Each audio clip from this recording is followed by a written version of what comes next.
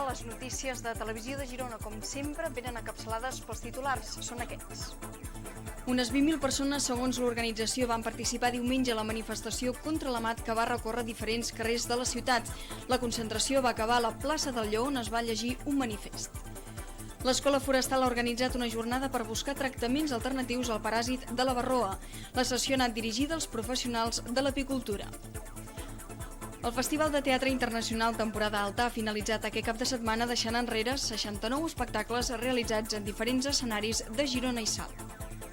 La Casballo Girona encaixa la seva segona derrota consecutiva i diumenge contra el Pamesa. Més sort va tenir el Girona Futbol Club, que va guanyar el Manresa per 3-1.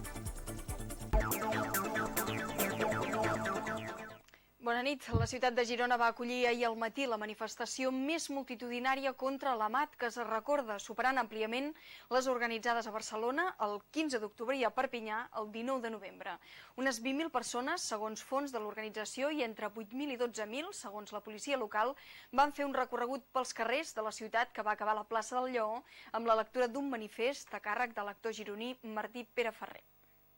Nombroses institucions i associacions de la Catalunya Nord i la Catalunya Sud, No a l'AMAT, No a la THT, l'agrupació d'ajuntaments de Catalunya Nord, Sideco 66 THT, amb més de 120 municipis en el seu interior, i l'agrupació de municipis catalans contra la molt alta tensió AMAT, que actualment compta amb una cinquantena d'adhesions, van participar en la manifestació que es va iniciar puntualment a les 11 del matí a la plaça del Lleó de Girona.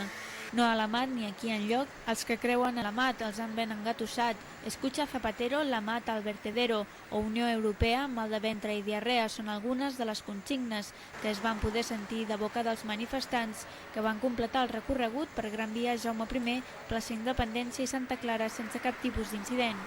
Un cop tornats a la plaça del Lleó, l'encarregat de llegir el manifest va ser l'actor gironí Martí Pereferrer, que va iniciar les seves paraules recordant que el projecte de la línia de molt alta tensió ja fa temps que dura i que ja ha arribat el moment de dir prou. Pereferrer va cloure el discurs apel·lant als governants que no deixaran plantar ni una sola pilona, ni un sol metre de cable, ni aeri ni subterrani, ni a Sentmenat, ni a Coll d'Ares, ni a Baixàs, ni a Bescanó, ni enlloc. L'actuació musical de Francesc Rivera Titot, acompanyat de diversos músics de la Catalunya Central, va posar punt i final a la concentració.